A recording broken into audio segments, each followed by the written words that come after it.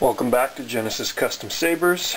Just completed this saber that I'm going to be putting up for sale very soon. It's a bit of a throwback to some of the design cues from when I first started getting into this hobby 15 years ago. Just different machine grooves around the emitter to give the emitter some topography, and just so it doesn't look like just a metal cylinder. But I also wanted to go back to kind of a more basic color scheme with just black and silver and a couple of accents. You can see the brass switches here, and there's visible in the crystal window. There's copper and gold in there, and the brass kill key. So just some basic color accents, but essentially it's a silver and black, or aluminum and black Jedi lightsaber. This one has a Crystal Focus version 5 with all the bells and whistles, as I'll demonstrate in a moment. And yeah, I'm really happy with how it turned out. Obviously, it's weathered.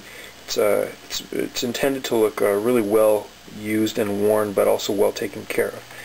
So without further ado, here's how this one operates. Of course, you've got the Crystal Focus version 5 in here with a kill key and the recharge port. So you remove the kill key. That's of course where you also recharge the saber from. You hear the boot sound, and in this saber you've got a bar graph and 7 segment LEDs, so it's showing right now that the battery is near full.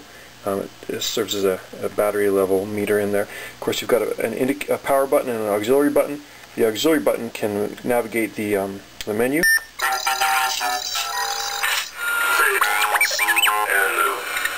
We'll try heirloom font on this one. Again, the power level meter. Now this is the activation button, but before that I want to put a blade in. So I'll get a blade in there, and then I'll tighten it with the blade retention screw, which is a steel screw. This is the activation button. As you can see, this is a purple lightsaber with the lead engine, R&B mixed to make purple. It's also got the flash on clash. It doesn't show up on camera very well, but there's a white flash. And of course, the bar graph's doing some kind of bar graph craziness. When you hold the lock-up button down, you get the battery level meter. Oh, you can also see through the window that there's a quartz crystal in there. View of the bar graph and the crystal chassis. The bar graph doing a sequence there. You see the genuine quartz crystal, and brass, copper and gold fittings to hold the crystal in place, and of course it's lit with a purple LED, or it's actually a white LED with a purple filter to try to get it to match the blade. I also want to point out too that the brass switches here are backlit with the same purple as the blade, just for added coolness. Of course, for warranty purposes, I don't permit the upper assembly of the saber to be taken apart or unscrewed at all. It's all really solid in there. The wires are run very, very specifically through the crystal chamber. The only part of the saber that can be taken apart without voiding the warranty is this seam right here. So you grip the saber and you just put a lot of pressure, because it's quite tight, and begin to unscrew this. Of course, you want to make sure that the kill key is removed before you start doing that, otherwise you can see it would pinch in the recharge port there. So we can just unscrew this. This will get access to the Crystal Focus version 5 and the PVC chassis.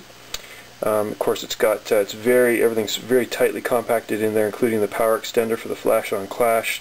It was really tight to get everything to fit. There is a set screw here.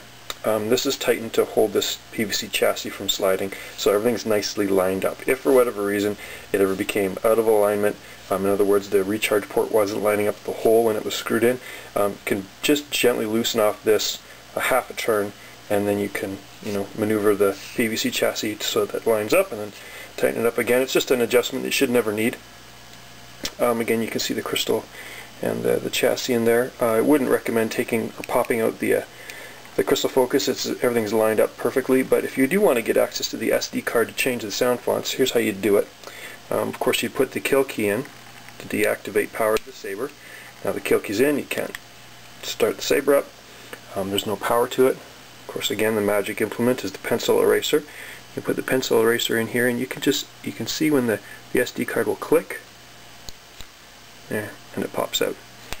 Then what I use is very carefully, again, you want to take your time with this and do it over a flat surface so you don't drop anything. You can remove the SD card with the needle nose pliers. Get access to it, then you can make any whatever changes you want to, or put an alternate SD card in there with different sound fonts that you've purchased and not pirated. It's important. And then when you get it all lined up again, you hear it click. You want to make sure that you've done it right. You pull out the kill key. You get a boot sound. We're good. If you get a series of beeps that sound unhealthy, then something was wrong in the loading of the SD card. Okay. Screw that in really tight. You notice that the kill key lines up perfectly with the recharge port, and the saber's ready to go. So again, this will be going up for sale very soon, but thanks for looking.